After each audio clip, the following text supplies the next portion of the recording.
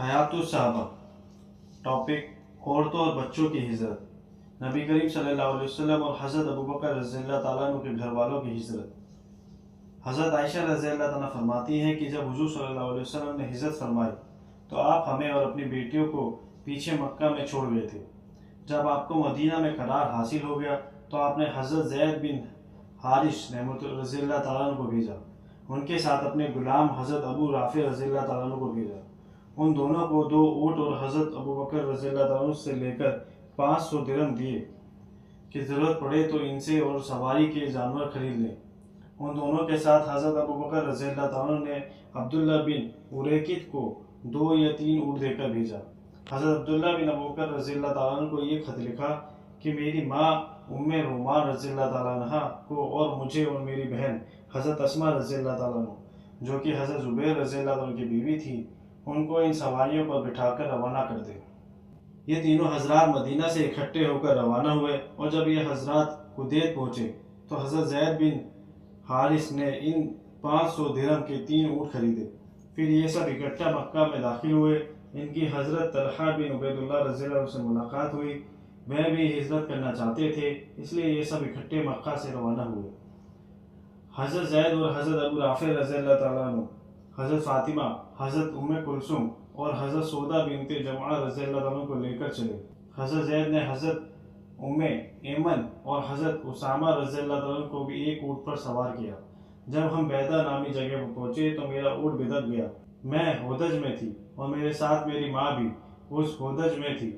मेरी माँ कहने लगी, हाय बेटी, हाय दुल्हन, क्योंकि हुज़ूर सल्लल्लाहु अलैहि वसल्लम से हज़रत आयशा रज़ियल्लाहु अन्हा का निकाह हिजरत से पहले हो चुका था। आखिर हमारा ऊँट पकड़ा गया। उस वक्त वह हर्षा घाटी पार कर चुका था। बहरहाल अल्लाह ने हमें बचा लिया। फिर हम मदीना पहुँच गए। मैं हज़रत अबू बकर रज़ियल्लाहु अन्हु के यहाँ उतरी। हुज़ूर सल्लल्लाहु अलैहि वसल्लम के घर वाले हुज़ूर सल्लल्लाहु अलैहि वसल्लम के यहाँ ठहरे। उस वक्त हुज़ूर सल्लल्लाहु अलैहि वसल्लम अपनी मस्जिद बना रहे थे। मस्जिद के चारों तरफ घर तैयार कर रहे थे। फिर इन घरों में अपने घर वालों को ठहराया। फिर कुछ दिन हम ठहरे रहे। आगे लंबी हदीस हज़रत आयशा रज़ियल्लाहु ताला अन्हा की रुखसती के बारे में जिक्र की है। हैसमी ने इस हदीस में हज़रत आयशा रज़ियल्लाहु ताला अन्हा से ये नकल किया है कि हम हिजरत करके चले। रास्ते में एक दुश्वार गुजार खतरनाक घाटी से जब हमारा गुजर होने लगा तो जिस ऊँट पर मैं थी वह बहुत बुरी तरह बदका। अल्लाह की कसम, मैं अपनी माँ की ये बात ना भूलूंगी कि वह कह रही थी, हाय छोटी सी दुल्हन, और वह ऊँट बिदकता ही चला गया। इतने में मैंने सुना कोई कह रहा था, उसकी नकेल नीचे फेंक दो। मैंने फेंक दी। मैं वहीं खड़े होकर चक्कर खाने लगा, गोया उसके नीचे कोई इंसान उसे पकड़े हुए खड़ा है। हुज़ूर सल्लल्लाहु अलैहि वसल्लम की साहबजादी हज़रत ज़ैनब रज़ियल्लाहु अन्हा फरमाती हैं कि मैं हिजरत की तैयारी कर रही थी। मुझसे हिंद बिनते उतबा मिली और कहने लगी, ए मोहम्मद सल्लल्लाहु अलैहि वसल्लम की बेटी, तुम्हारा क्या ख्याल है? क्या मुझे ये खबर नहीं पहुंची कि तुम अपने बाप के पास जाना चाहती हो? मैंने कहा, मेरा तो ऐसा इरादा नहीं है। उसने कहा, ए मेरे चचा की बेटी, ऐसा ना करो। अगर तुम्हें अपने सफ़र के लिए किसी सामान की ज़रूरत या अपने बाप तक पहुंचने के लिए कुछ माल की ज़रूरत है तो मैं तुम्हारी ये ज़रूरत पूरी कर सकती हूँ। मुझसे मत छुपाओ, क्योंकि मर्दों का तो आपस में झगड़ा है, वह औरतों के बीच नहीं है। हज़रत ज़ैनब फरमाती है कि मेरा ख्याल यह है कि उन्होंने ये सारी बातें करने के लिए कही थी, लेकिन मैं उनसे डर गई, इसलिए मैंने उनके सामने हिजरत के इरादे का इनकार ही किया। हज़रत इब्न इसहाक़ कहते हैं कि हज़रत ज़ैनब हिजरत की तैयारी कर रही थी। जब वे इस तैयारी से फारिग हुई तो उनके देवर किनाना बिन रबी उनके पास एक ऊँट लाए। ये उस ऊँट पर सवार हो गए। किनाने ने अपनी कमान और लश्कर ली और दिन की रोशनी में उनके ऊँट को आगे से पकड़कर लेकर चले। वह अपने होदज में बैठी हुई थी। कुरैश के लोगों में उनके जाने का चर्चा हुआ, इसलिए वह लोग उनको ढूंढने निकल पड़े। जी तुआ नामी जगह पर उन्हें पा लिया। हब्बार बिन असवद फहरी सबसे पहले उन तक पहुँचे। हब्बार ने हज़रत ज़ैनब को नेज़े से डराया। वह होदज में थी। लोग कहते हैं वह उम्मीद से थी, इसलिए उनका हमल गिर गया। उनके देवर किनाना ने घुटनों के बल बैठकर अपने तरकश में से सारे तीर निकालकर सामने डाल दिए। फिर कहा, तुम में से जो आदमी भी मेरे करीब आएगा मैं उसे एक तीर जरूर घुसा दूंगा। इसलिए वे लोग उनसे पीछे हट गए।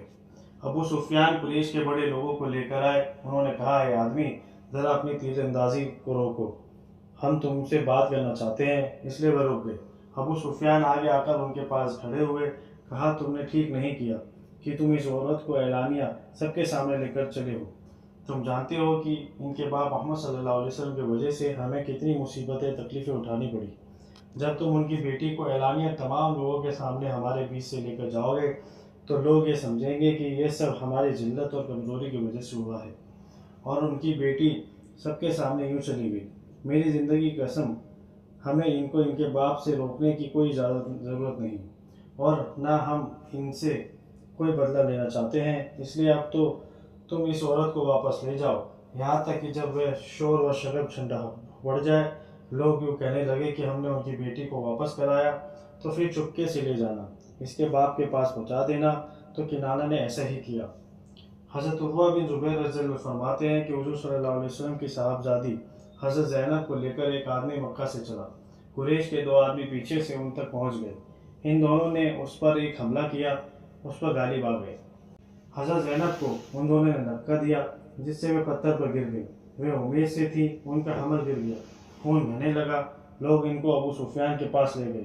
وہاں بنی ہاشم کی عورتیں حضرت زینب کی یہ خبر سن کر آئی تو ابو سفیان نے ان کو ان عورتوں کے حوالے کیا۔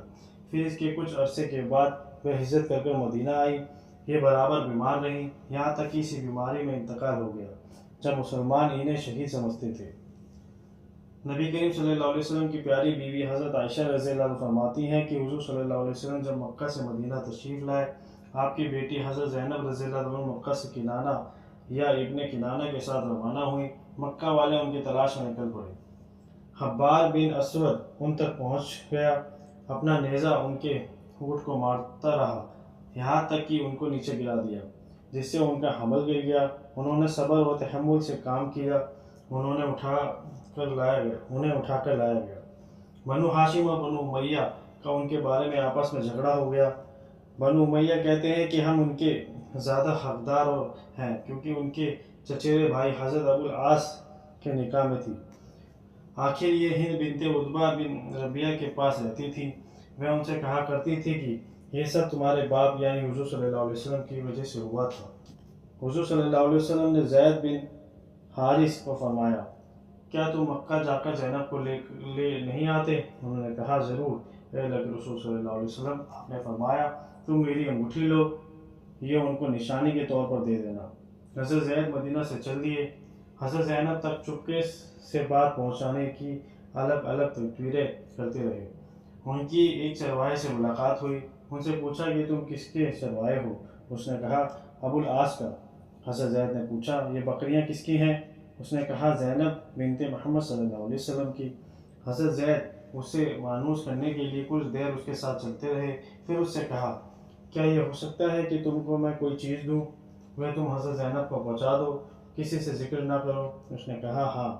پھر اسے وہ انگوٹھی دے دی جسے حضرت زینب نے پہچان لیا۔ انہوں نے چرواہے سے پوچھا تمہیں یہ انگوٹھی کس نے دی؟ اس نے کہا ایک آدمی نے۔ حضرت زینب نے کہا اس آدمی کو تم نے کہاں چھوڑا؟ اس نے کہا فلاں جگہ۔ پھر حضرت زینب چپ ہو گئی۔ جب رات ہوئی تو چپکے سے حضرت زید کی طرف چل پڑی۔ جب یہ اس کے پاس پہنچی تو ان سے حضرت زید نے کہا تم میرے آگے اونٹ پر سوار ہو جاؤ۔ اس لیے آگے حضرت زید سوار ہوئے، میں ان کے پیچھے بیٹھی۔